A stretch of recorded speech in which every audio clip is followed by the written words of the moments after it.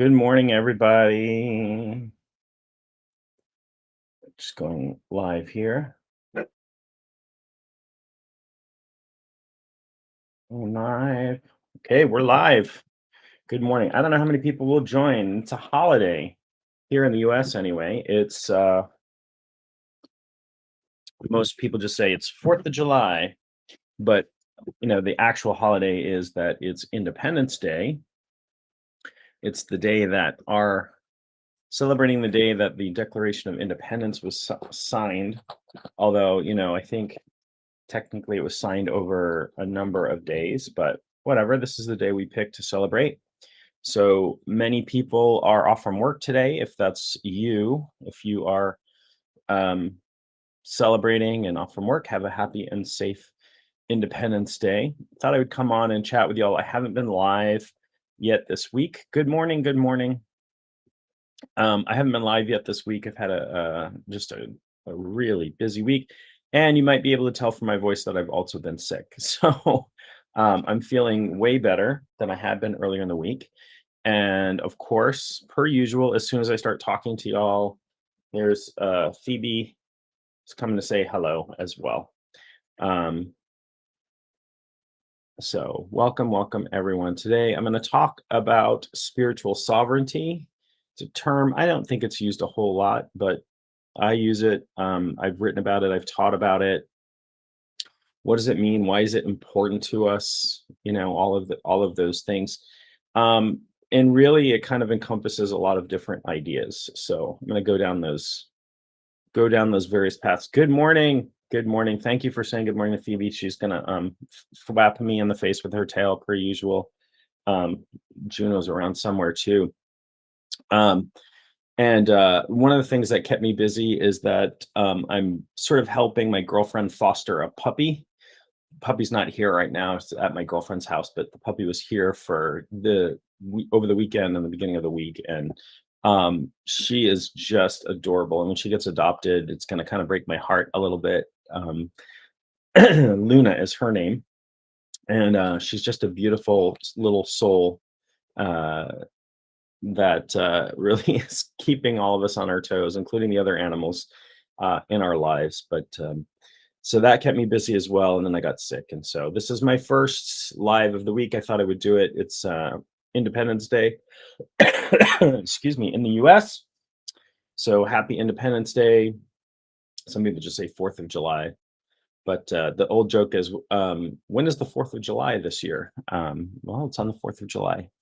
So I'm going to talk about spiritual sovereignty today. And what do I mean by that? Well, let's break it out a little bit. So sovereignty means basically having choice or having control, right? It's about having control. And so the sovereign of a country, for example, a sovereign is like a king or an emperor or whatever. We don't say sovereign about the president of the US, not yet anyway. Maybe after this next election, we'll see. Not, I'm not going to go down the political pathways, but Independence Day was about us declaring our own sovereignty, right? Our ability to self-rule, to self-govern. So from a spiritual perspective, I think this is an important idea. I think it's an important idea. Bite my tongue. Yeah, I'm sorry. I will be very careful. Yeah, I'm not going to manifest that. Let's put it that way. I'm going to do my best to not manifest us giving up our freedom from sovereignty, our freedom from sovereigns. So it is, so I picked the topic because it is Independence Day and because this is for the people in the US.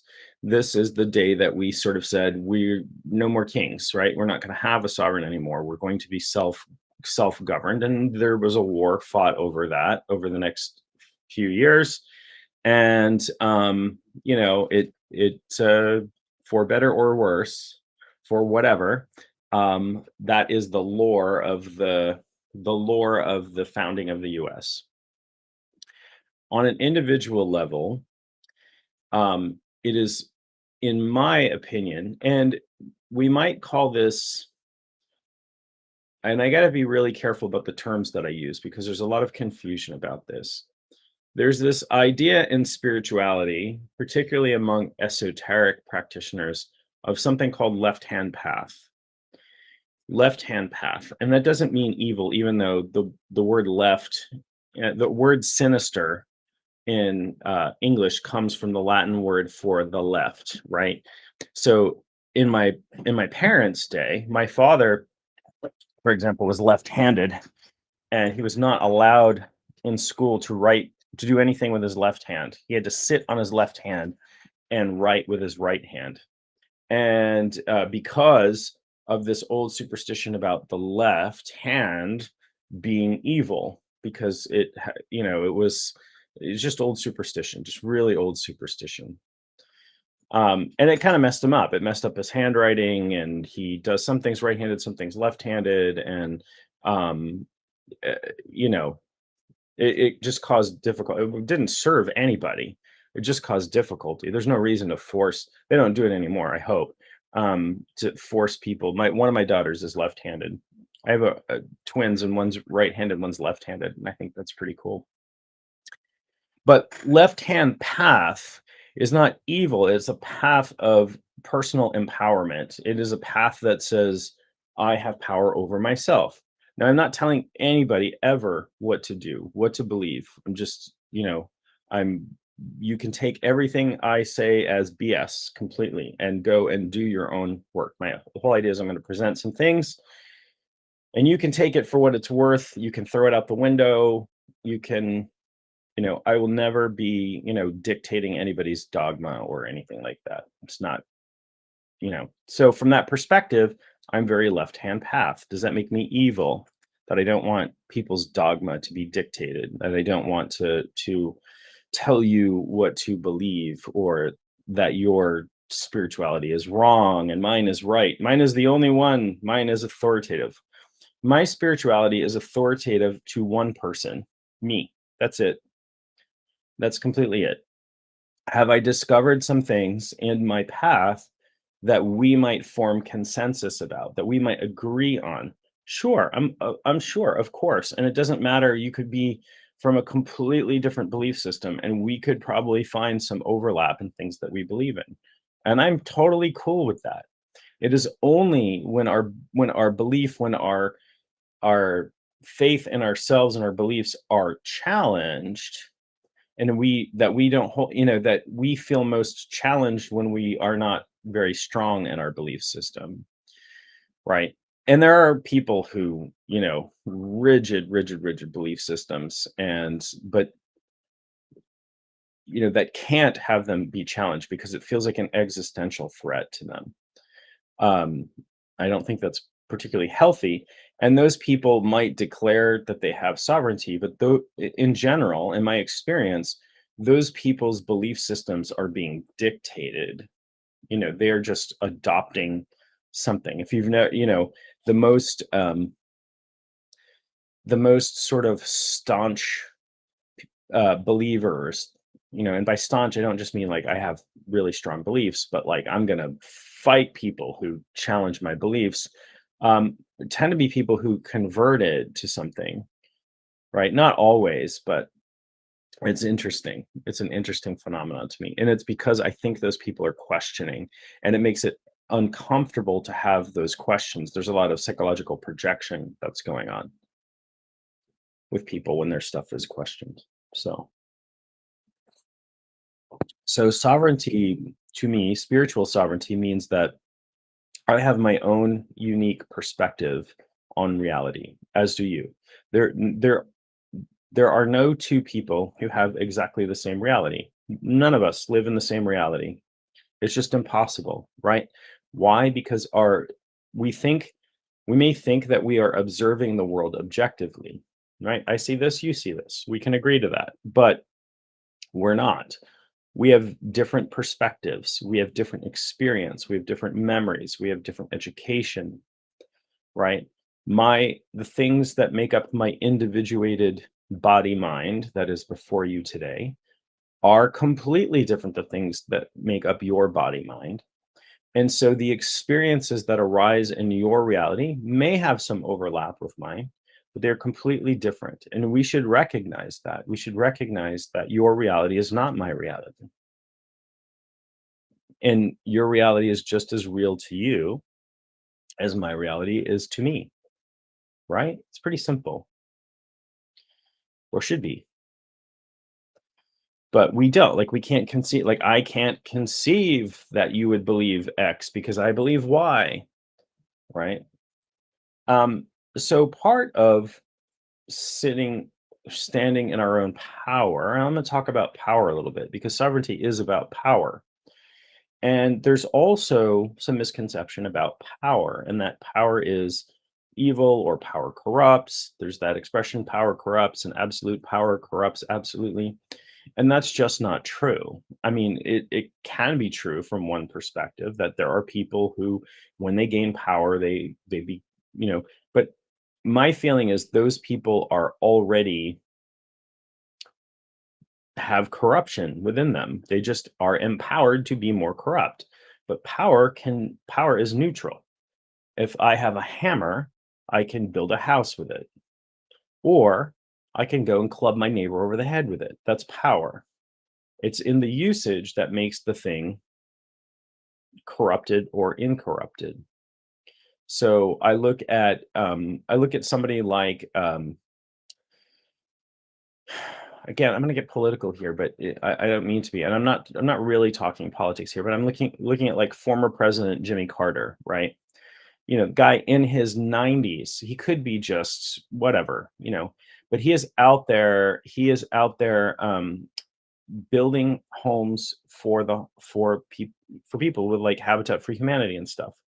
He's you know, with his hands, like, and he is using the power of his, he's not, you know, wielding power over people. There's power over, right, which is what we think of, that corruptive power.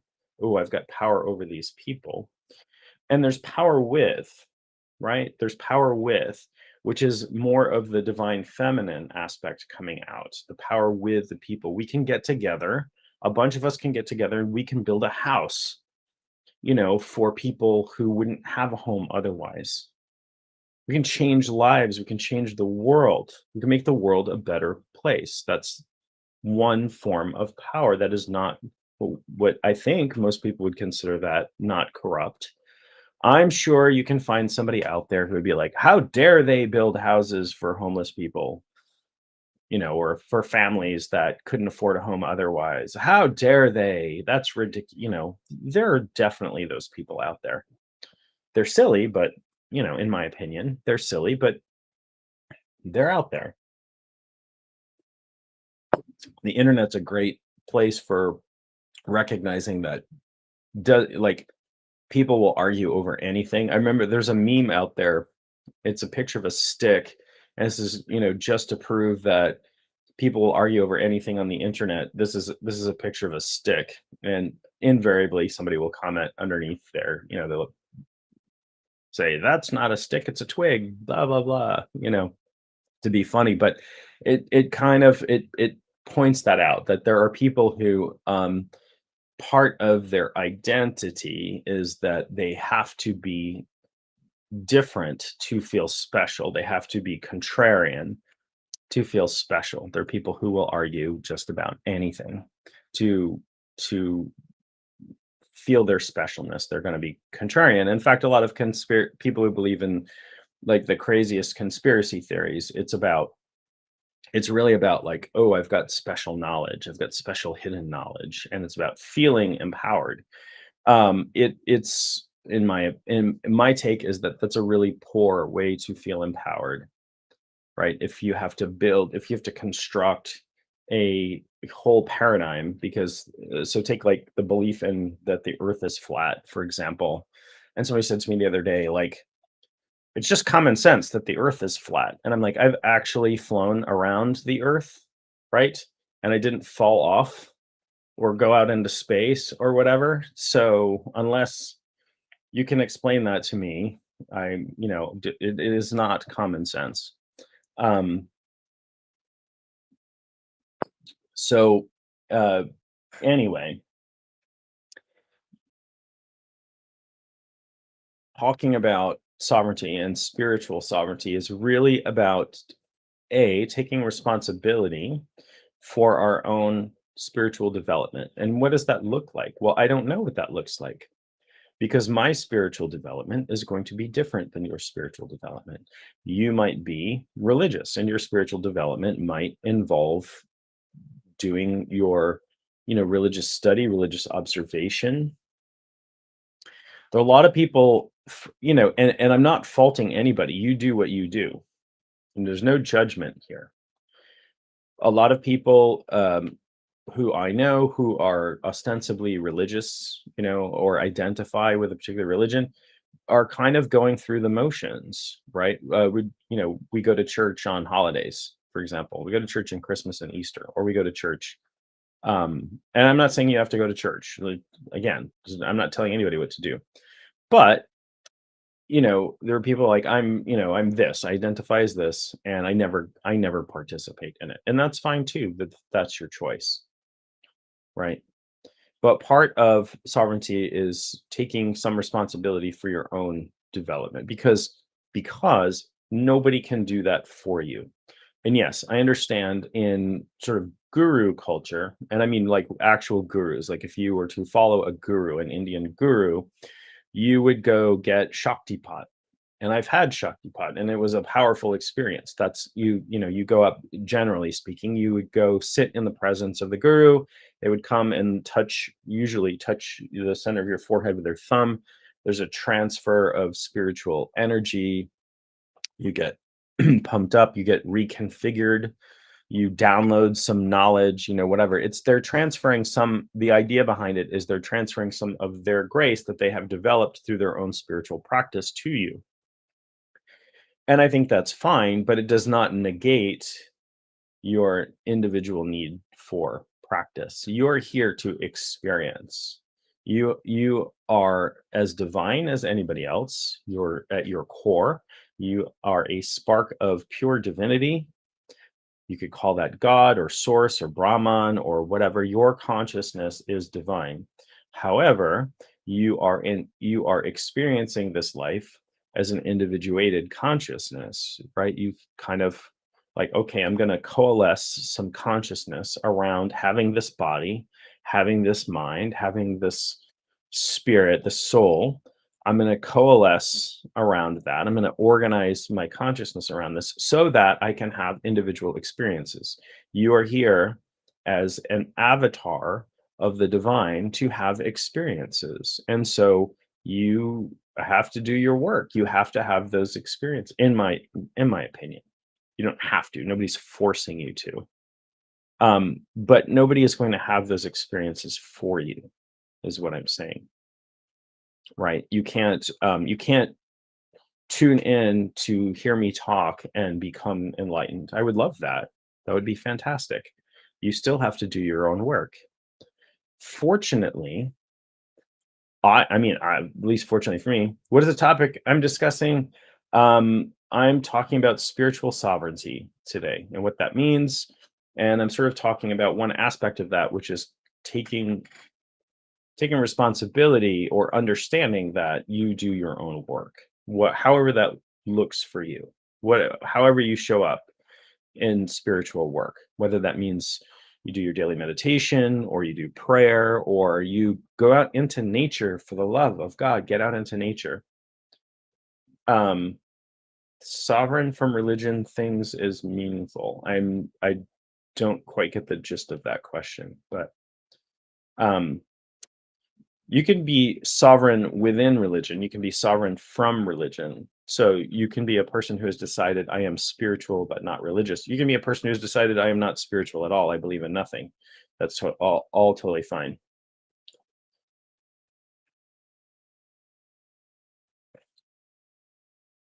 Oh my gosh. You mean like Yes, I absolutely. I mean self spirituality. I mean your spirituality is your spirituality. And part of sovereignty, um, part of that sovereignty means that nobody can meditate for you. People can pray for you. I pray for you. I remember I remember talking to some Catholic aunties one time, and uh, it was at Christmas time. I was young. I was a teenager. My brother was a teenager, and they're like, "Oh, are you going to?" And I was not raised Catholic, but these aunties were, French Catholic, and were talking about going to mass, going to church, because there's always like midnight mass at Christmas Eve kind of thing. And a bunch of relatives who were Catholic were going out for midnight mass, and said, "Oh, are you going to mass?" And my brother says, "I don't believe in God." He's like 15 or 16, right? And they're like, "I'm gonna pray to Saint Jude for you," right? Saint Jude, the patron saint of lost, I think, lost causes. um Yeah, I mean, people can pray for you, and that's totally fine. People can, and we can bless any. So, in my take too is that anybody can bless anybody. I can bless you. That just means I wish for divine grace to be upon you, or I wish good things for you.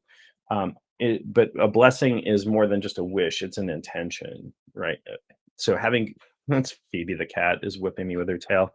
Um, this is what she likes to do when I'm live, or when I had a student last night that I was working with, and she was doing the same thing. So it was kind of funny. Um, but oftentimes, and somebody, like, even though I may not share a religious viewpoint with somebody, if somebody says, "I'm going to pray for you," or they bless you, or something like that, I always some people will be like, "How dare you pray for me?" or "How dare you wish me a Merry Christmas?" or "How dare," like, I don't care. I do care, because this is this other person wishing me well in the context of their spirituality, and I don't take that as an offense. If it extends to them trying to convert me to their spirituality, then I might not take offense, but politely decline. I've, had lots of experiences with that. And I've also had people try to trick me. I do not particularly appreciate spiritual approaches that begin with trickery. I had a friend many years ago, um, that I ran into when I was living in Boston, and he's like, "Ah, a bunch of friends and I are getting together tonight at my place to watch some movies and stuff. You want to come over?" And I was like, "I don't know, like, how many friends do you have coming over?" "Oh, like 38." I'm like, "You're having 38 friends over? Like, that seems, what kind of movies you're gonna watch?" "Oh, we're gonna," and it turns out it was like a church recruiting thing that they were doing. And you know, just come clean about what it is. If you're gonna trick me to come over and experience your religious thing, like, that sets a really bad tone. For me, that sets a really bad tone. And it's sort of like the Hare Krishna folks used to hang out in places where there were a lot of students when I was a student. And they would come up to you and, like, hand you a book and say, "Here, I have a gift for you." I'm like, okay. And it was their version of the Bhagavad Gita. I was like, "Oh, okay," and they go, "But we're asking for a $20 donation." And I'm like, "Well, I don't have $20." And then they would snatch the book back out of your hands, right? So I was like, "Oh, clearly that's not a gift then. You're selling books out here, but you don't have a permit to be selling books." And, when your religious or spiritual approach leads with dishonesty, that doesn't that doesn't sit very right with me, right? Because again, you're trying to take away my sovereignty. You're trying to take away my choice by not giving me all the information, or by misleading me. And so I have always been, sort of resistant to approaches like that. It's fine to pass a plate in church. Churches need, if you go to church, they need to pay for upkeep, and pay for the if there's paid clergy, they have to pay for that, and that's fine. But it's they're very upfront about that stuff. But if there's deception in there, I don't, you know, I'm not keen on that anyway. So let's talk a little bit more about sovereignty. So sovereignty is about taking care of your understanding. Also, we cannot not be influenced by things. Many of us think that we are independent of all influences. That's just not true. It's just not the thing. You might have sales resistance or that sort of thing, but we are subtly influenced by the forces of our culture all the time, right? And the way that even the language that we use, even all of the choices that we make, there are people out there who are influencing us in subtle and not so subtle ways. However,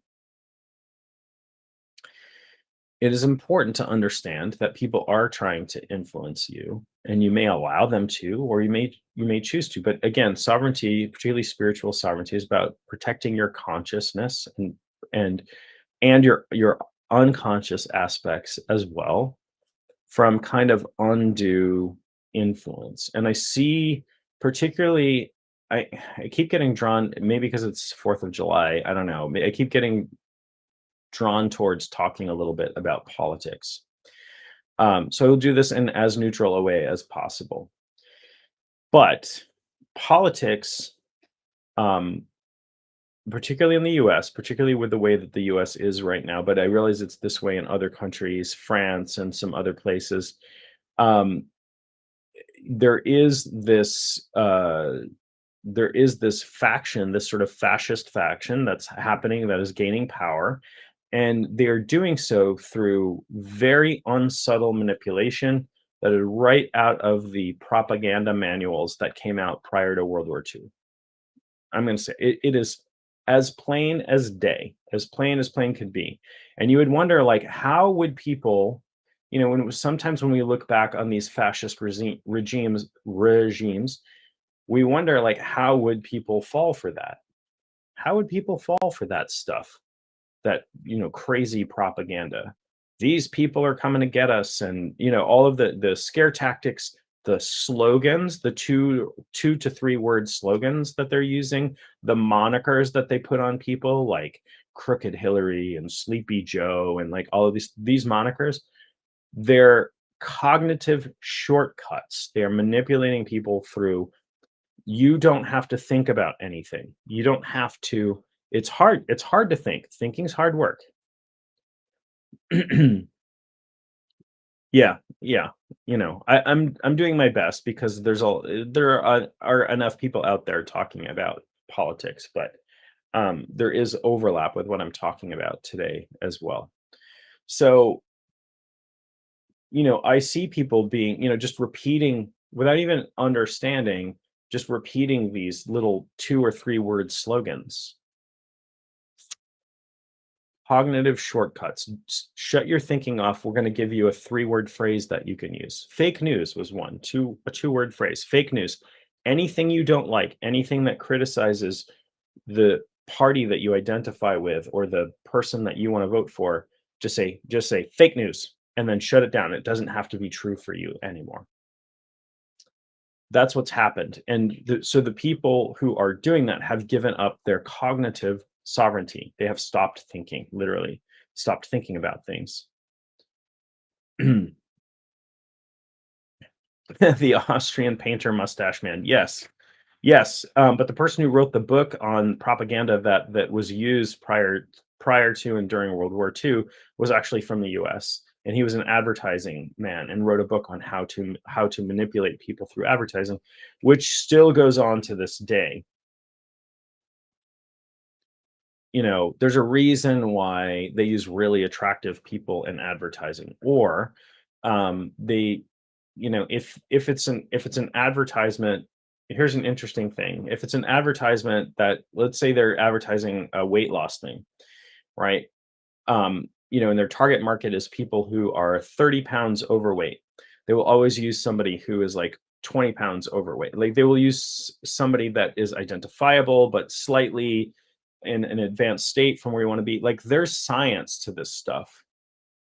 There's absolute science to manipulating people through advertising. The politicians have figured that out.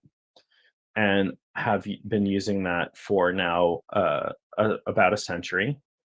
Um, and it is incredibly effective. They were able to start a violent insurrection in the United States. I never thought I would see the day where that would happen in my lifetime.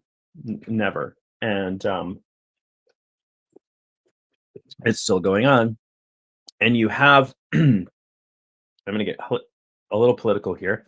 You have the head of the Heritage Foundation in the US, who a very powerful political right-wing political pack, who has said the second revolution has already started and it will be as bloodless as the left allows it to be. So what he's doing is the same thing that happened, the burning of the Reichstag. My prediction is there's going to be something that happens and they're going to blame it on the other side. They're going to start some violence or try to, and they're going to say, see, and that already happened with the insurrection, with the people taking over, smashing down the Capitol and beating up the police and invading the Capitol. They already, you know, said, oh, and I've all kinds of wild conspiracy. Oh, this is Nancy Pelosi's fault, or this is the fault of the police who let them in, or this is the fault of whatever. They will blame everybody but the people who actually did it. Right. So there is very much there's manipulation on both sides, but right now the biggest danger is from the fascist element, the extreme right wing. And it is, you can read the manuals on propaganda and you can overlay them with what's going on here, and that is absolutely, yeah, it gets worse with the algorithms and data, and particularly in 2016 and 2020, we saw like foreign influences and companies like Facebook and big, hacks of big amounts of data and that sort of thing. So um that kind of thing. But yeah, and so one of the interesting things that I see one of the interesting things that I see happening, and people have talked about this a lot. So um, they're like, "Oh, I think Facebook is listening to me because I just talked about wanting to buy, this brand of car. I wanted to buy a new Subaru Outback, and I just talked about it, and then I get ads in Facebook immediately for Subaru Outback. So Facebook is listening to me. They aren't. It's actually creepier than that. Facebook and other advertising platforms. Facebook is an advertising platform that has built a social media thing around it. They have a copy of you. They have an algorithm that represents you. They have an AI essentially that represents you. And they know, based on your actions, based on the things that you post, based on models from, I don't know how many people are on Facebook, a billion people. There's a huge data model there. They advertise what you want when you want it. They know before you know what you want, based on the things you've been shown, based upon your posts, based upon your reactions. To me, that is far creepier than Facebook listening to my conversations, that they have a model that can predict what I want, because the implications of that are that we are incredibly predictable beings that are easy to manipulate. And that's just true. Like we see that happening today. And the more we understand that, the more we can slip away from the manipulation. And we are being manipulated by very, very powerful people who are doing it on purpose. This is not a conspiracy theory. This is not like there's a secret. It's not a secret. There's nothing secret about it. It's out there, right? It's, look at the how much money is going to be spent by political campaigns in the next few months. Billions and billions and billions of dollars. And why would they spend, like, Why would you spend billions of dollars to try to get your people elected? Is it because you want what's, you want what's best for the country, or whatever, you're altruistic? Does the evidence support that? Or does the evidence support these people want most, not everybody, I'm not, painting with that big a generalization, but most people want power so they can benefit financially from it, and with power and money. These people, a lot of these people go to Congress, and Congress is still allowed to do insider trading. It's legal. Shouldn't be, but it is. So US Congress can do insider trading, and they are going to benefit the people who have donated money to them. They always vote on lines that are, you can look at who's donating to these political campaigns, and they will always vote on those lines without, without any without any hesitation or any deviance from that. Very rarely there's their deviance from that. Yeah, so advertising, they'll use beautiful music and beautiful people. It's funny. I don't watch a lot of TV that has advertisements in it. I can't stand ads, but used to be ads were cool or funny or whatever. But sometimes I'll tune into something and I'll see the pharmaceutical ads, right? And it'll be like new Zemzibulab or whatever. They all have these like crazy names I can't even remember, and it'll just be like people running through a field and throwing a frisbee, and there's beautiful music and stuff. And then the list of side, like, I don't even know what the medicine is for, and then the list of side effects come on. Um, it's the list of side effects will be like, your head will fall off, could cause instant death. If you are allergic to this medication, don't take it. How would you know you're allergic to it until you've taken it?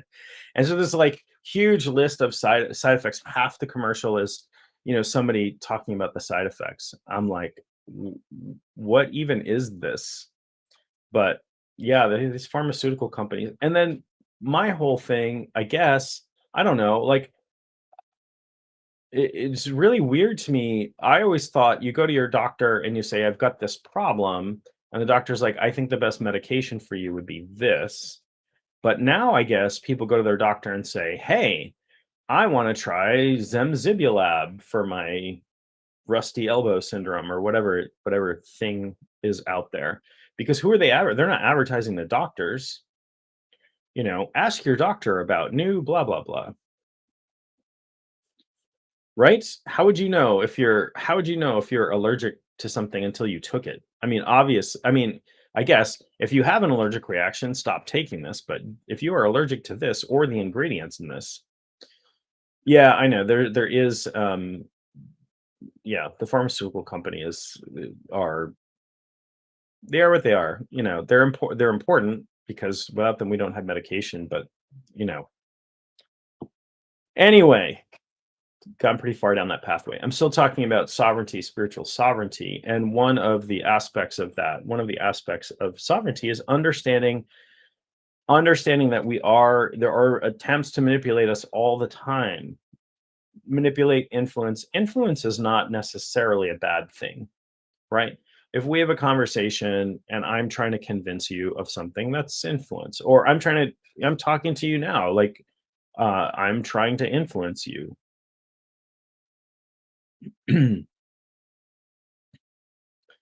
Right? I not influence you to do anything or whatever, but I'm trying to influence you to see my perspective. That's influence, and that's okay, right? I'm hopefully not going to try to manipulate anybody here. Manipulation is sort of influence with subterfuge, right? I'm trying to trick you into something. And I do my best not to do that. I'm really just upfront. I do sometimes when I'm teaching, I will use what they call coyote teaching. And coyote teaching is sort of tricksterish. Like, I'm going to teach you something without telling you what I'm teaching you so that it goes into your unconscious, and then I'm going to explain what it is. Is that a little bit manipulative? Maybe, but it's for your learning. it's for somebody who's signed up for something and is like learning in a way that you know that is very powerful. So it's like trickster learning. But you know, bad manipulation is when I'm trying to do something that takes your sovereignty away or gets you to do something that is not in your best interest or your highest good, and I'm going to use tricks to do that. And I try never to do that either. So, anybody having coffee this morning? I am having some delicious coffee. Hi. I'm glad you found me too. Very nice to see you. Thank you for joining. So, just finished your cup. Actually, it was a good cup. This is my second, I think. I'm the kind of person like I need coffee to make coffee in the morning. I'm not awake enough to make my coffee. And oh, so I drinking coffee. Awesome. Awesome. I hope it's good. You are drinking coffee as well. Nice. I this morning, so I grind my beans before I make my coffee every morning. And so I've got got this Burr coffee grinder, and it just push a button and it grinds it into this little container. This morning, I was not awake enough to grind my coffee beans, and I didn't have the container in, and I pushed the button, and I'm over getting, putting the water in the kettle and getting it ready to go, and I turn around and the coffee is spilling out onto my counter. So I had to I had to clean that up, and I was like, I need coffee to make my coffee in the morning. Good afternoon to you from England. Nice to see you. Nice to see you. Um, oh, 10:45 p.m. Yeah, no coffee. Oh, you gave up coffee. Yeah, I know. There are a lot of argument. I mean, I think drinking coffee or not drinking coffee, definitely some people need to give it up. I'm not there yet. I hopefully won't get there. I love coffee, but yeah, some people have to give it up or choose to give it up. Um I just really enjoy it. There are some health benefits from coffee, but only if you don't react poorly to it. I have a friend that can't have coffee or chocolate because he gets something in it, like caffeine in coffee, but the chemicals that are close to caffeine and chocolate, I guess, can give him heart palpitations, cause problems. So he had to give it up as well. Can't give up coffee. Yeah. Yeah. I actually could drink coffee at 10:45 p.m. I drink enough coffee. My caffeine receptors aren't all that sensitive anymore. Um, and I used to, when I was in college, drink a lot of coffee. Like we used to cram for exams with a lot of caffeine. Take it to have an 8 o'clock exam and stay up till like 2 in the morning studying for it. And um, you know, that sort of happened. But happy you could join me this morning. I know it's so we've got people. This is I love this. I don't know where everybody is from, but I know there are people on here from Maine. I know there are people on here now from the UK. So welcome, welcome. I know there's somebody here from Australia. They were literally global, and isn't that cool? Like in this day and age, in my little office here with my laptop and my Wi-Fi connection, I can talk to people all over the world. Something that would have been impossible not that many years ago. Even, I would have had to have shortwave radio or something like that, but we definitely wouldn't have video, and we definitely wouldn't have Bowdoin. Oh yeah, yeah. Michigan, yes. Um, my I have a cousin in Bowdoin Ham, so um, that's a beautiful part of the state as well. Bodenham, that area. Um, many beautiful parts of the state. I live in a beautiful part of the state, but I love that. I love that area, and I spent a fair amount of time in my shamanic practice in kind of in that area. In the beginning, my apprenticeship, we were at this facility for most of our training. That doesn't. It's not a facility anymore. Somebody turned it into their home, but it was a mid coast yoga. think it was called Mid Coast Yoga at the Barn or something like that. I forget what town it was in. I think it's in Topsom, technically. But it was out in the woods. It was this beautiful yoga studio, like somebody built. You could tell somebody built it with love out in the woods, and it was Eastern North Carolina. Very cool. I have good friends in the Raleigh Durham area, and my mom lives in South Carolina and Maryland. I've got some relatives in the Delmarva area. So, welcome, welcome. That's pretty awesome. I know it's early, so Georgia, a lot of East Coast folks. Yeah. How's the weather in the how are things down south right now? We've had some we had some like incredibly hot weather up here. It was hotter than my mom was calling me. She's like, "It's hotter up there than it is down here in South Carolina." Um oh, you go to Raleigh often. Yeah. Hot and yeah, in Tennessee, humid high 90s. Yeah. So that's what we had, that close to 100 and high humidity for like a week. It was crazy for Maine. And then I'm in Maine, and then we had like 4 straight days of crazy thunderstorms that came through. Um, it was really interesting. It rarely gets that hot in Maine, but it's becoming more common as the world goes up. Yeah, I know people that went to the beach yesterday. Oh, rough ocean water.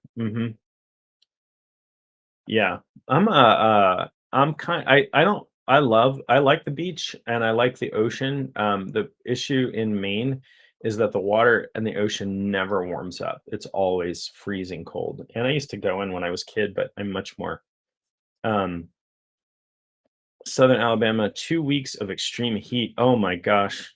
I can't imagine. Health warnings. Yeah. Cold. Oh, it's cold where you are. Oh, the cold water. Yes, yes, yes. Yeah, the water in the coast of Maine is freezing cold. We have that, it's coming down from Canada. The Gulf Stream there is bringing it down, or not Gulf Stream, but whatever that is. That it comes down from very very cold. So we have very very cold ocean water. It never warms up all um, all year, and coldest week in 11 years. Oh my gosh, 2 degrees Celsius overnight. That's unheard of. Yeah, I can't imagine you love the cold in Australia. Yeah, and it's winter for you there, where we're in the midst of summer. So I'm kind of a lake guy, and I live close to the lakes region in Maine, and the lakes here, most of the lakes are pristine, and some of the big ones you'll get a lot of boat traffic and stuff. Um, but some of them, like you can't have a craft that makes a wake, for example, and just peaceful and beautiful, and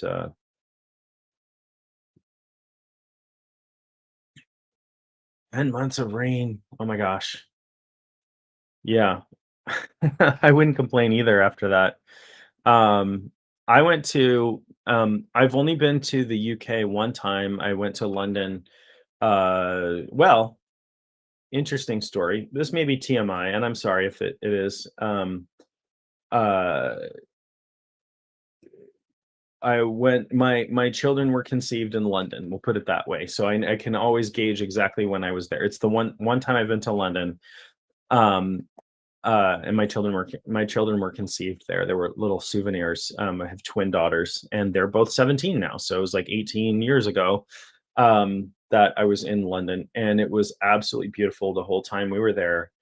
I think it was in the summer, and I don't remember the exact dates, but what an amazing I definitely want to get back and see. We were in the city the whole time, so I want to see more of the countryside in the UK, and there are lots of places that I want to go. Actually, I have a dream someday. I'm putting this out there into the universe that I would like to have retreats, and I'd like to go to like really cool places and bring people to like sacred spots, like ancient sacred spots, and do shamanic work there, do journeying, do spiritual work. So putting that out there into the universe. Um, so anyway, let's see.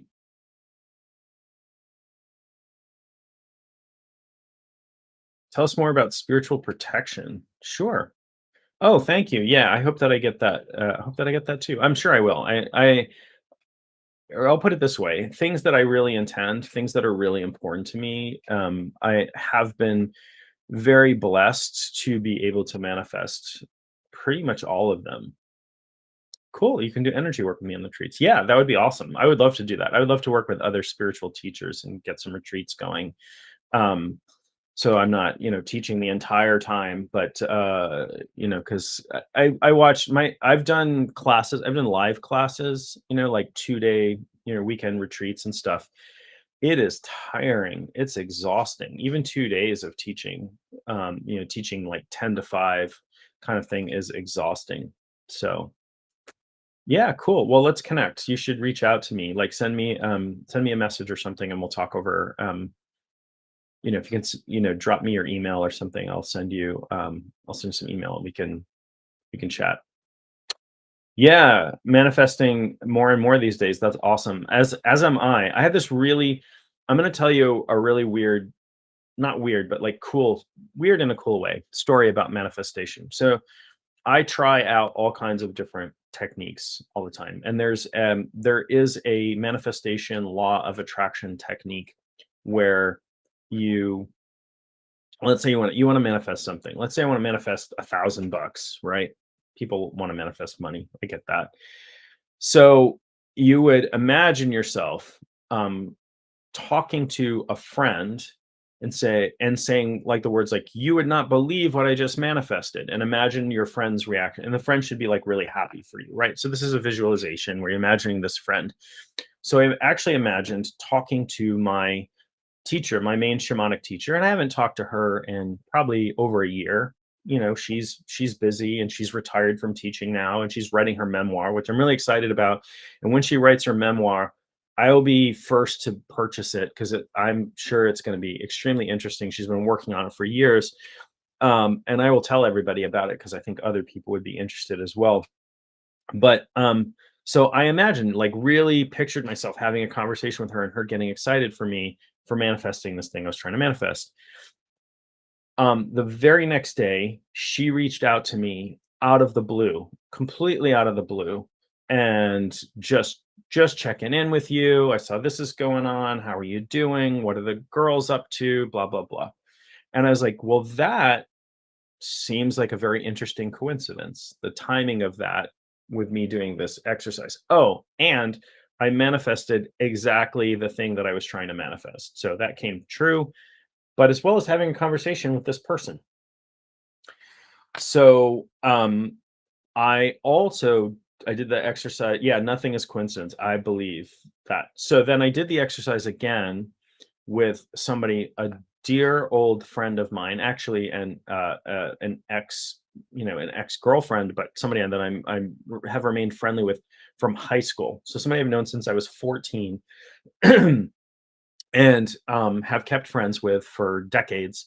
And I did that exercise and imagined having a conversation with her and doing some manifestation work. And the next day, she reached out to me and said, hey, I've got a weird question for you. I know you practice shamanism and do hypnotherapy and do other stuff. And I have this person, this dear friend of mine who is going through some stuff right now and is looking for somebody to help her out. And would you do that? And so out of the blue, this person I haven't talked to in, I don't know, a year, maybe more, something like that, um, reached out to me to connect me with somebody that I've connected with and made a good connection with. But like, what an interesting thing. So I'm going to keep trying this. I'm going to keep seeing if I can have like old friends and stuff reach out to me. And the manifest, like the stuff that I'm working on manifesting is happening.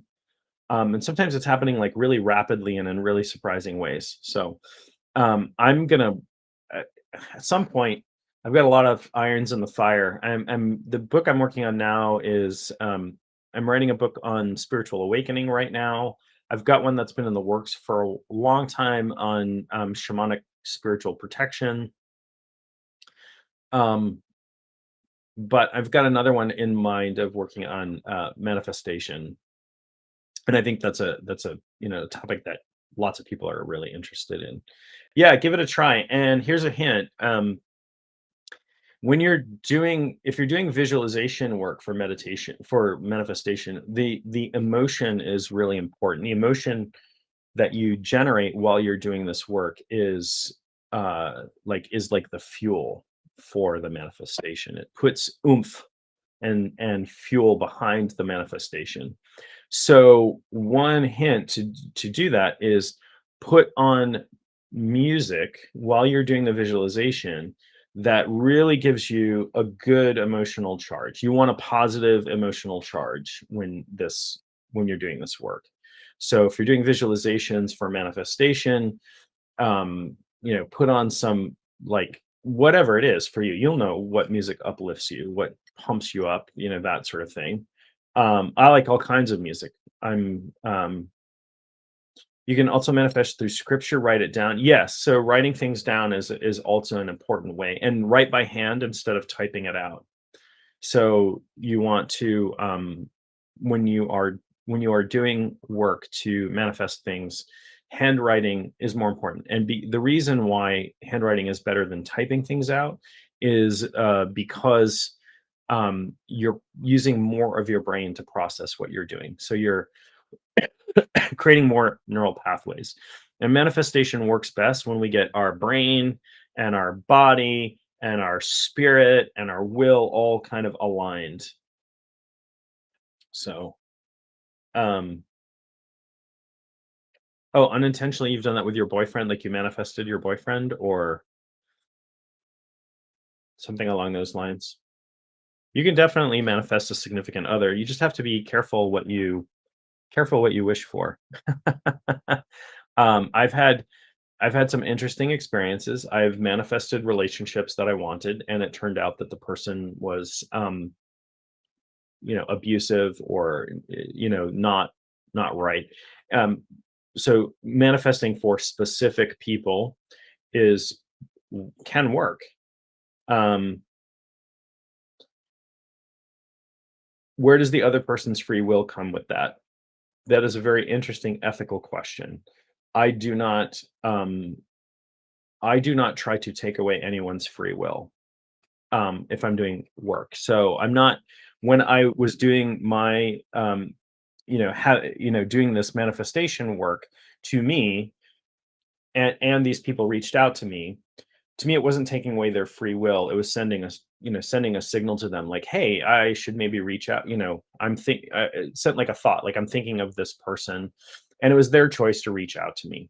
But any sort of thing where, like, and I've done this, and I'm telling you that it did not work out. Like, I manifested specific relationship with a specific person, or a relationship with a specific person. And it happened, and it was passionate and amazing in the beginning and all this stuff. And it turned out that, this person is not well and wound up being very abusive, and the relationship crumbled rather quickly, and it was a really kind of traumatic experience for me. Um, I don't do that, and I don't recommend doing that. What I do recommend, if people are trying to have a relationship, is don't focus on a specific person. If you're like, first of all, that's not love, that's infatuation, right? Oh, I can't stop thinking about this person. That's infatuation. If you're meant to be with that person, it'll happen, but try to manifest the relationship, right? Try to manifest the relationship that you want. Think about the relationship, think about the kind, not people get caught on physical appearance, people get caught on certain characteristics, and then you see people dating essentially the same person over and over and over again, right? I need a 6 foot tall guy with a beard and blue eyes. Well, okay, but what kind of relationship do you want? Like, so you've had 3 relationships in a row with guys who fit the same physical description, but they have been horrible relationships. So think about the end result of what you want. I want a mad, passionate relationship with somebody who is going to be caring and open and whatever it is that you want. Oh, you've imagined conversations that have come true. Yeah. Yeah. So That can be that's absolutely true. Um, oh, you manifested your last boyfriend, but it wasn't specific and it was a disaster. Yeah, yeah. So that happens. I mean, we learn from those experiences, right? I learned a lot from that experience. I realize that's not necessarily the topic of today's talk, but I'm happy to answer questions and go down various pathways as it happens. And people are interested in talking about stuff, and um, it's totally cool. I get pulled into manifestation, talking about manifestation a lot. It tells me that it's something that people are really interested in. So I'm happy to talk about that.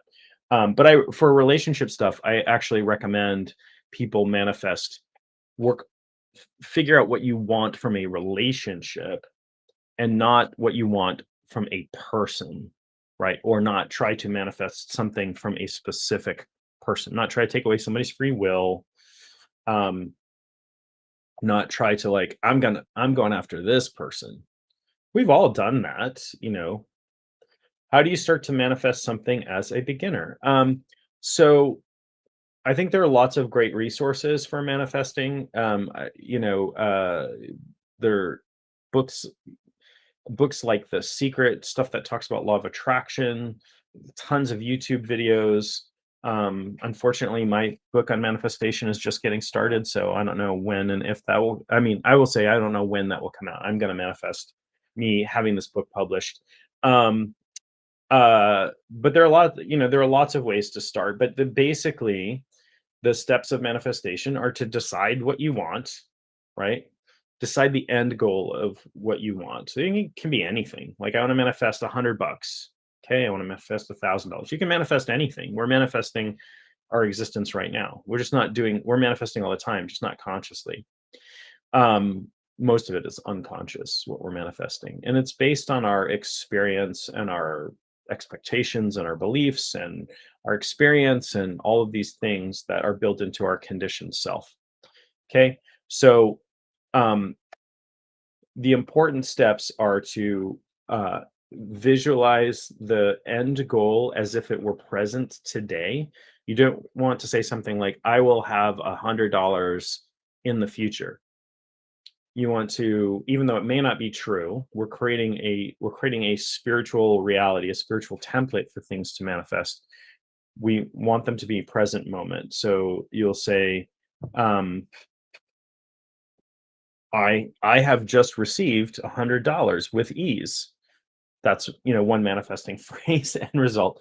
And then you want to strongly visualize yourself. And even if you don't make strong visuals, you can use other senses or just hold the intention of that happening. And you want to generate a like, what's the really positive emotion you'll feel? And that sends the signal out that you create the template for what you want, and then you send the signal out, and then you release it. You release it into the universe, and you wait for opportunity. Manifestation often shows up as opportunity, right? So if I say I want to manifest $1,000, and then a new client comes along and says, I want to hire you for a bunch of sessions, and it's going to come out to $1,000. That's $1,000. That's the opportunity. So manifestation, oftentimes it's easy to get sucked into thinking like, I'm going to sit here and wish really hard and $1,000 is going to appear in my lap. Doesn't usually work that way. The universe is going to send things your way through using natural laws, right? Using the way things naturally work. You're influencing, you're pushing, you're tilting things in your direction is how it happens. But you also have to be um yeah, when you asked for a partner, if it was meant to be, I think that's a great way to intend that, right? So think about intention too, versus wishing. So wishing and wanting is a synonym for lack, right? Where intention is holding a thought that directs energy, any kind of energy, towards. I got to solve this puzzle so that TikTok knows I'm still here. So intention is holding is a thought or feeling that directs energy towards a desired goal. What is energy? Energy first of all, energy is everything, but we have all kinds of energy available to us. I have physical energy, right? I can pick up this coffee cup, complex biological processes to do that. There's nervous energy in my brain. I have spiritual non-physical energy that I'm directing towards things. Okay, so one of the ways that manifestation works the best is when we get everything into alignment, when our physical energy, our spiritual energy, our mental energy are all intended towards the same thing. So if I have an intention, I'm going to get in shape, right? I'm going to get in the best shape of my life. That's my intention, right? I can hold that intention, I can do the manifestation work, and do all those things, but if I never get off the couch and go to the gym, it's not going to happen, because that's not really how manifestation works. Remember, manifestation often works through opportunity, and um that's we've got to do that. Sometimes we have to take inspired action in order to assist things going on. The universe is going to place things in our path, and we have to be ready for that. We have to be ready for those things to happen. Now, if my, contact with these people who have contacted with me, if I didn't look at my messages, or I didn't, respond to them or whatever, I wouldn't have had the great conversations that I've had with them. Or if if a potential client contacted me and said, I want to hire you for a bunch of sessions and it's going to be about $1,000, and I never responded to them, you know, that manifestation, like, you can stymie manifestation, and we do that all the time. One of the things that holds us back, so we do have mechanisms. Manifestation often is not instant, although it can be. It is often not magical, but it can be. But we need to be open to the possibility that manifestation mostly happens through natural processes. One of the things that holds us back from manifesting is our beliefs. And our beliefs are the things that we hold to be true. And if you believe that manifestation doesn't work, but you still try manifestation, you're not in alignment. So, one of the things I recommend for people is have little celebrations in your head, or writing down is probably the best thing you can do. But journal any wins that you get from manifestation. If I want to let's say I have a goal of manifesting $1,000. I'm going to keep using that because it's just easy. I want to manifest $1,000, and the next day I find $100 on the street or something. I find $100 bill on the street. Now, there's two ways I can go about this. There's two ways I can respond to that, or there's multiple ways, but there's two basic ways I can respond to that. One is I can go, I wanted $1,000 and I got 100. Clearly, this manifestation stuff isn't working, right? That is reinforcing a belief that my manifestation isn't working. Happy Fourth to you as well. So I'm reinforcing that manifestation doesn't work. So my manifestation is less likely to work. Or I can go, wow, this $100 came out of the blue. That must mean the other 900 is close at hand too. And I wonder, I'm really, I'm excited about this, and I really wonder where that comes from. Like, I wonder where this $100 comes from, and where's the rest of it going to come from? And I am $100 closer to my manifestation goal. In the past, when I've done manifestation for money, it's not always come as a lump sum, right? Sometimes it comes. So I did recently manifest $1,000 just as an exercise, and it came $600 from one source. And always give yourself room for more. So it's $1,000 or more.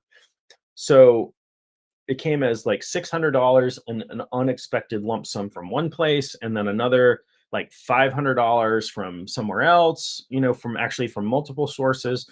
So a blessing is a blessing. Yeah. And take it like that. Write down your wins, because you need to start piling on the evidence that this stuff is working for you. As you do this, your beliefs will shift. It might take some time. So most of us have a lifetime of really crappy beliefs being thrown at us. And if we look for it, there's another thing too. I'm listening to this. I'm listening to an audiobook that's talking about this particular area of the brain that is sort of our negative reward center, called the habendula. And there's a lot of research going on. So the research is all kind of sort of preliminary at this point, but it says that negative experiences are almost twice as likely to affect us as positive experiences, right? So things that reward us as opposed to things that de-incentivize us. So uh and we know this, like if you have a bad experience at a restaurant or something like that, the old research before Yelp and Google reviews and all this stuff, the old research was on average, if somebody had a bad customer service experience, they would tell like 12 to 20 people. If they had a good service experience, they would tell like 3 people, right? So we are naturally negatively biased because that's a survival mechanism. If my ancestors went down to the watering hole and saw some rustling in the grass and a saber-toothed tiger leapt out and ate my friend, and then I didn't become like, oh, the rustling in the grass might be something good next time, but instead, every time I saw rustling in the grass, I ran back to my cave for protection. My line of people lived, right? I passed that gene on. So we are negatively biased as a survival mechanism, meaning that we place more weight on negative stimulus and de-incentivizing. We've got to flip that script. We can do that on our own. And this fits a little bit into the talk on spiritual sovereignty because it's a decision. It's a decision on where we want to place evidence. Yeah, it takes multiple positive things to cancel the negative. Is it true that thought process is capable of taking over? Um, we have some control over our thoughts, and you know, we don't have as much control over our thoughts as we would like all the time. Our thoughts come up from unconscious spaces, but we can have some control over them, and we can start to say like, I'm going to place more weight on the positive thoughts that come up, right? And I'm going to have these little celebrations in my brain. Every time something good happens, I'm gonna go, oh yes. Or every time I do something good, I'm gonna, oh yes, in my brain. I'm gonna have this little celebration and try to get some dopamine going so that I get in habits. I build good habits. There's lots of research about building good habits. And our reward system, which is, based on dopamine, basically. I know it's more complex than that. I'm not you know, not a neuroscientist, but this is the basic like functional stuff. I can drive a car, but and I can understand a few things about how the engine works. I know how internal combustion works, stuff like that, but I couldn't build a car from scratch. So that's sort of where I am with like brain stuff. I can hopefully drive my brain a little bit. But again, we want to get into alignment. 50% of my life goal is completed. 80% of my life. Thank you for your sending roses and stuff. That says 80% of my life goal is completed. I'm celebrating. It says celebrate the moment. I'm celebrating the moment. Um, so thank you all for joining in and for liking this and sending gifts and following and all of that stuff that you can do in here. Um, the negative brain response more rapidly multiplies. I think that's true. Yeah, I think I'm hearing that in the audiobook that I'm listening to right now.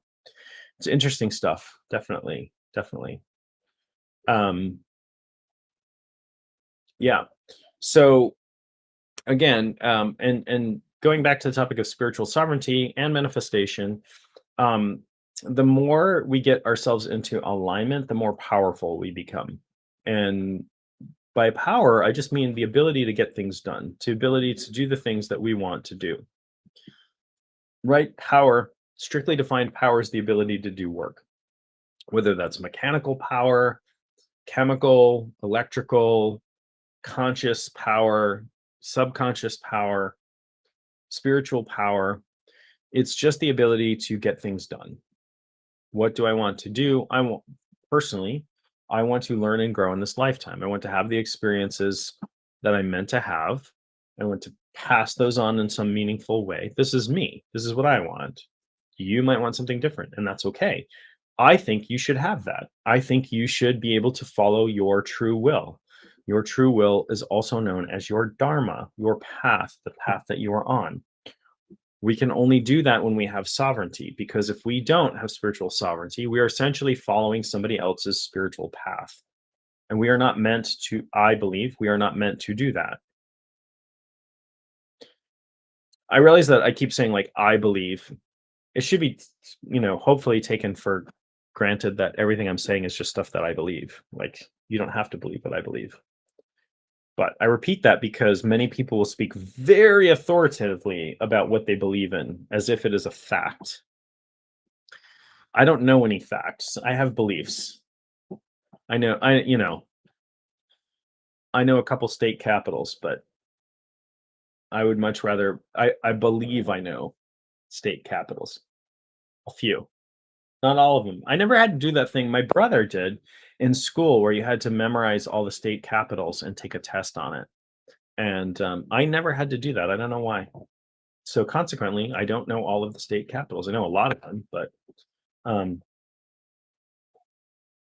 I had to memorize all the presidents in order and the years that they were in office. I think I did poorly on that. I have a hard time memorizing rote material like that. To follow true will, question: can we mix spiritual practices as in all things are spirit? I believe so. I do. Now, retired Navy, now firefighter chaplain. Well, thank you for your service on both of those. And doing both of those things. So, thank you very much for joining, and thank you for your service. And if you're in the U.S., I think you probably are. Happy Independence Day. Um, how am I doing today on this 4th of July? I'm doing good. Even though it sounds like I'm sick, I'm actually I was sick earlier in the week and getting much better. I usually, if I'm sick and I start to lose my voice, it actually means I'm feeling better. That usually comes towards the end.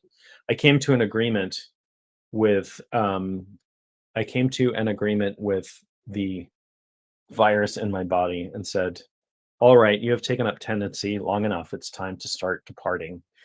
And it listened. So got what you want from me. Now it's time to leave. So it seems to be happening, and I'm grateful for that because I've got plans. Large group of kids. I say kids, mostly teenagers, and we're going to sit by a a lighthouse and watch the fireworks, which is a cool thing you can do in Maine. So, so anyway, the question was, I'm sorry, to get back to your question, to follow true will, can we mix spiritual practices as in all things are spirit? So I believe that all things are spirit. This, my background in shamanism comes out of animism. One way to look at this is all things came from the same source, right? You might call it God or Brahman or source or the universe or whatever term you want to use for it based on your belief system, that all things came from the same source, and that source is spirit.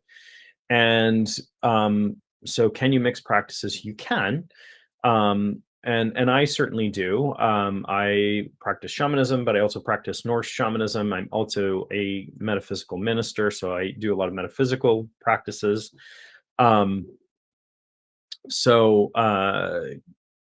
it's you want to be careful in mixing practices, and I'm not exactly sure what you mean by mixing spiritual practices. You want to be careful about watering things down too much, and sometimes it can get there, right? Like I see a lot of, I'm not criticizing anybody's practice here, but I do wonder, I see a lot of people trying to, like, cobble things together, and maybe that works for you the way that you can do whatever you want, because again, this is about sovereignty. You can cobble things together, but make sure that it works. Make sure that it works together for you. Like I wouldn't do, and be careful of, you want to be careful of cultural misappropriation. And I'm going to use that term as opposed to cultural appropriation. There's a lot of sensitivity around cultural appropriation and misappropriation here, and what are open and closed practices, and it gets very confusing. And there are people who are well-meaning who use that term to, like, as a weapon to try to shut down people from experiencing things that they have every right to experience. And so, as an example of that, I know somebody who is Caucasian who has practiced some voodoo before, and people are like, "Oh, voodoo is a closed practice. You can't do that."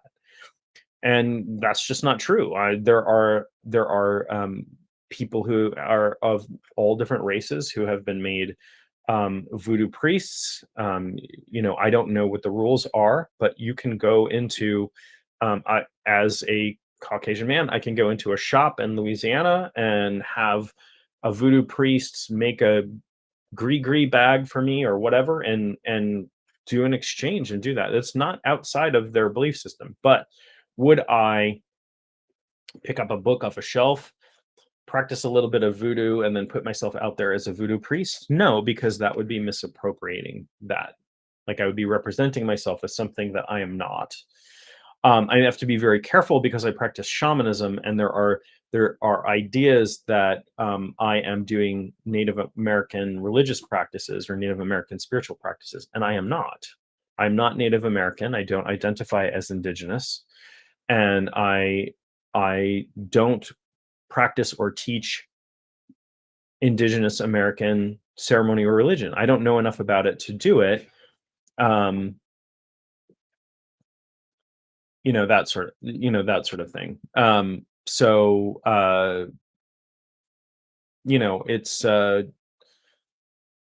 I had somebody one time. I was teaching a class here in Maine. I was teaching a live class, and there were advertisements that went out on Facebook and different places. And I was teaching at this really cool facility, and somebody saw the advertisements, and this person was not from a tribe.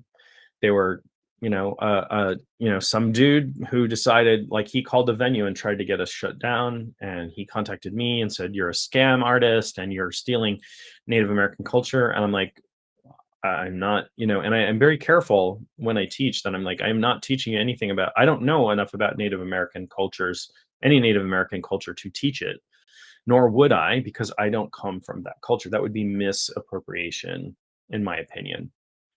I have participated in ceremonies led by Native American elders or people who were qualified. Like, I know people I've trained with are pipe carriers for different tribes, and I have done pipe ceremony with them. I have done a sweat lodge with somebody who was empowered to lead a sweat lodge. Would I lead a sweat lodge? No, because I don't know. I'm not from that culture. I've not been empowered by a tribe to do that, and it would be stealing, essentially. So there's a careful sort of distinction there. Um, but I feel confident in the shamanic work that I'm doing, that I'm not doing that. So, been advised I can't use Christian practices in Norse paganism. That's why I ask. I don't know. I mean, you do you. I don't know why. Um, were was Norse paganism and Christian religion at odds ever? Yeah, of course. And when Christianity came in, and they converted all of the temples to churches and that sort of thing. But there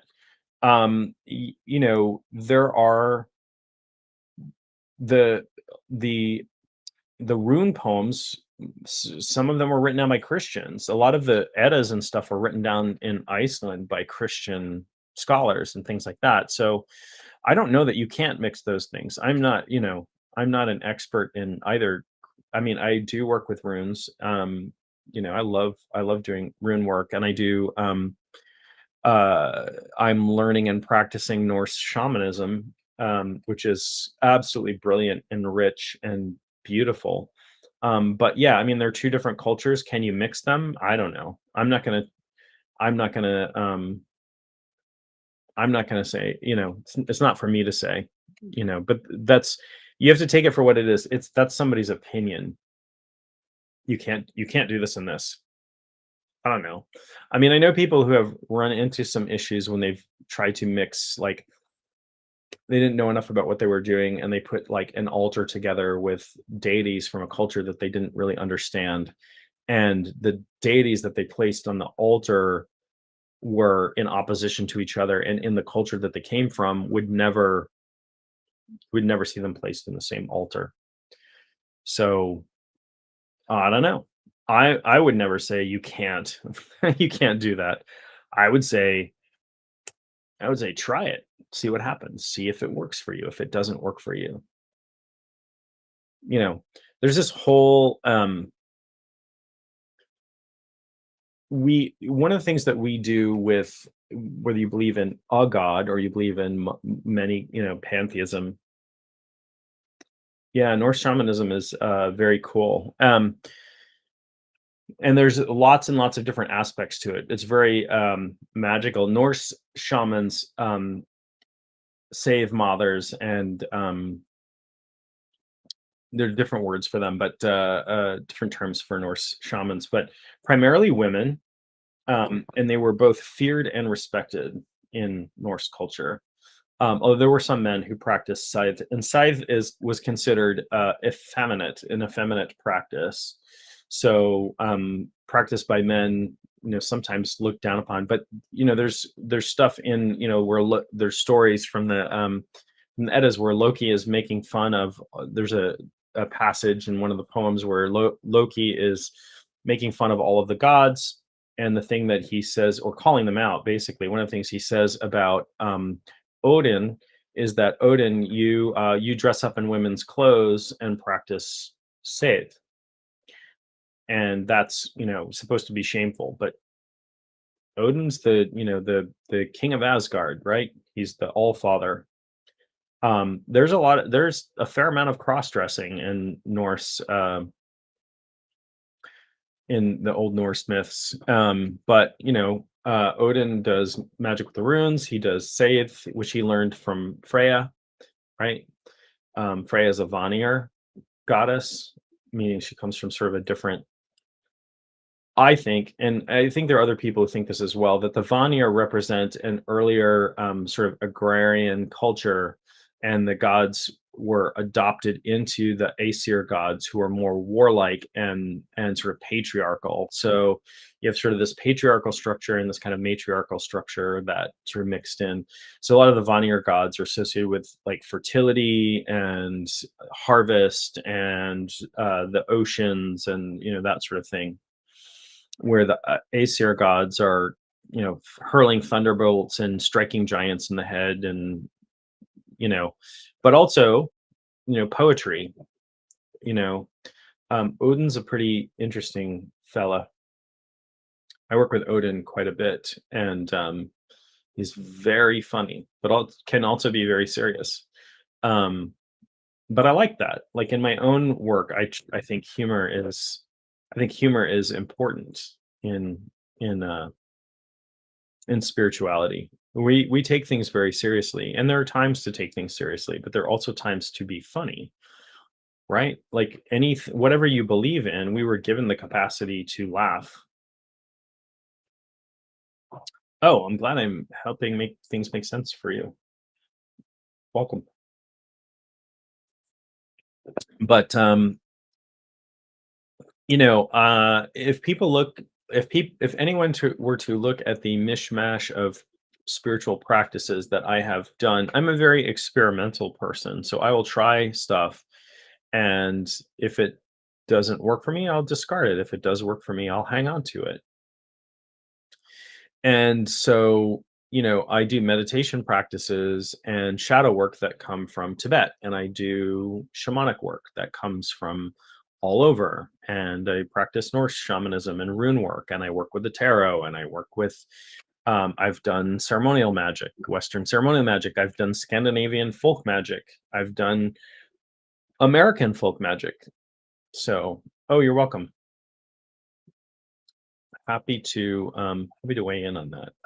I do my best not to judge, so if there is a lot of you must do things this way. I guess I'm more of like chaotic background, and think that as human beings we all have the same capacity, right, for doing spiritual work. And um, there's a lot of there's a lot of dogma out there that I think is unnecessary. We also we also we also view gods and goddesses, or whether you believe in Yahweh as the one true God or whatever. We anthropomorphize these gods a lot, which is obvious if you work in some sort of pagan framework. Oh, thank you again for sending a rose. I appreciate it. Um, it's obvious because we can see idols that are carved in the shape in human-like shapes, that we anthropomorphize gods, but we place our values on them and our foibles. It's one of the reasons I really love Norse mythology, because the gods are really human. I mean, yes, they have supernatural abilities, and they're essentially immortal as long as they keep eating the golden apples. They're immortal and they don't age. But they do die, right? Gods can die. Balder dies. Um, and there's a funeral, so the gods can be killed. And but they're very human in that they represent the human emotions of, things, not just these higher level concepts, but they represent things, and the stories represent things like jealousy and greed and, you know, lust and all of those things. Um, and certainly that's the case with um, more on the emotional side with monotheistic religions, where we have a jealous God, an angry God, a wrathful God, all of these things. So yeah, Norse and slash Saxon paganism. But this is true for I think most pagan belief systems will anthropomorphize gods. I don't know. Maybe there's some maybe ancient cults where you had like therianthropes. So you had, well, certainly we can look at like Pan, right, from the Greek system. And Pan was, half goat, I guess. Cloven hooves and horns. That's where we get our image of the devil from in the Western world. We turned the old gods and goddesses into devils and demons when Christianity came through and, destroyed the pagan temples and built churches on top of them and forced people to become Christian. We're like, oh, they're worshiping this guy with, hairy legs and cloven hooves and horns. That's the devil, right? It's just Pan. Interesting. We get the word panic from Pan. I don't know. It's a pretty random thought, but just absolutely fascinating uh, stuff. How that happened. Even the word demon in Greek just meant spirit, right? And you had helpful demons and harmful demons, right? People had house demons. You had a demon in your house that took care of your house. And this shows up in lots of cultures. So for example, in Norse culture, in Sweden, you have the tomte. The tomte, like little elves, that they're actually the ones that deliver the gifts for Santa. But if you own a farm, you want to have a tomte on your farm because they will take care of it. They'll make sure your livestock don't get sick. They'll make sure that your barn doesn't burn down. And if you don't have a tomte, there are rituals and there are folk magic rituals for you to go find one, and you make offerings and things like that. So what's interesting to me cross culturally, I always like to look at things across cultures to sort of say, like, why do these disparate cultures have the same really similar belief structures? And one of those things are, supernatural beings that are, generally seen as smaller than human in size, but um, can, be boons if you make good relationship with them, or be harmful if you have bad relationship with them. So we have, in Scandinavia, we have all kinds of, basically elves, dwarves, tomte, there's a million of them. In Germany, you had kobolds, and in England, Ireland, Wales, Scotland, there's a slew of, fairies. brownies, green coats. Like there's a ton of names for these different things in Hawaii. And you could, say there's no contact between Hawaii and the British Isles. They have the Menehune, these little spiritual beings that help them build temples and but could also be mischievous and that sort of thing. And Africa, in West Africa, you have the Contemble, which are these little nature beings that shamans work with. Um, in in Southeast Asia, there are, Orang Pendek and different supernatural beings, nature spirits show up in every single culture we look at all over the world. Cultures that had no contact with each other for thousands and thousands and tens of thousands of years have these same belief systems. They just put different names on them, right? Why? And my idea is they're experiencing these things. These things are interacting with human beings. In a way, they're spiritual beings that are interacting with humans. And every culture sees them until we stop believing in them, until we say fairy tales. We use the term fairy tales for things that are not true, right? But fairies were a very real part of culture in, Scotland, England, Ireland. In fact, there's a great book called, I think it's called The Hidden Commonwealth. It was written by a Scottish preacher, Presbyterian, I believe, in the late 17th century, who was talking about fairy abductions and also how the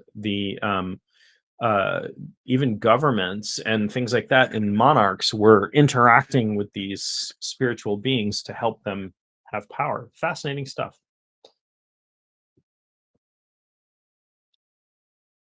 Jin Jardis. Different words for different tribes, of course. Yeah, yeah, yeah. It's interesting, and Aboriginal cultures have been around longer than any other existing culture. And you obviously know a million times more about this than I do. But there are cultures in Australia that have been around for greater than 50,000 years, right? So obviously didn't have contact with people. uh People didn't even live in many of the places that they live now. There weren't people in the Americas then. There weren't people in many parts of Europe then. And at least not modern humans, maybe Neanderthals, but not modern humans in that part of the world. And so it is interesting how same ideas, right? Different terms, same ideas. I have somewhere in my computer, I keep a list of different terms for nature spirits, and I have over 200 of them from different cultures.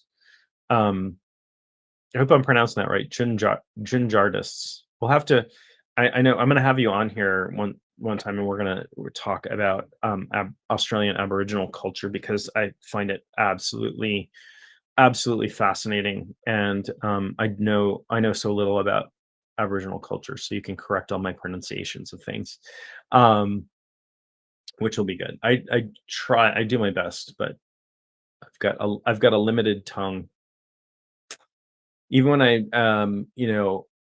try to say things in French or Swedish or something, like I know I'm not making the sounds correctly. I know, like for a while I was trying to learn some Tagalog. I was married to somebody from the Philippines, and I tried to learn Tagalog, and my mouth wouldn't make the sounds in a way that they could understand what I was saying. That's bad, but I couldn't shape my mouth correctly. There's this mga sound that I know I'm not making exactly correctly. Junjardis. Okay. Junjardis. Okay, that's cool. That's cool. I'm gonna do some research on that because I want to know more. But we'll I'll communicate with you. We'll have you on for a chat at some point, and that works for you time wise. I know this is late for you, but we'll figure out a time that works, and we can have you on one of these. And we can have a conversation. I have other people. I have another person that I'm talking to that is a priestess in an African religion, and I'm gonna chat with her as well. I just think we have so much to share with each other. Yeah, I mean, whatever believe what is real is what we believe in. And it might not be real to you or me. We might not agree, we might not have consensus about it, but that doesn't make it not real, right? The term real is really just belief. It's what we hold to be true. So, but I do find it interesting that these nature spirits exist across cultures globally. Very similar descriptions, similar behavior, right? How does that happen if it's not a real thing? Like there's should be consensus around that. Yes, yeah, and I absolutely wouldn't ask you to divulge anything that you should not, but I'd be really curious about the culture. Um, yeah, I do understand that, and there are many cultures where that is true, right? So there are, yeah, yeah. Let's chat, and we'll get that going on soon. We'll figure out a time that is good for both of us. It's tough with such a big time difference. I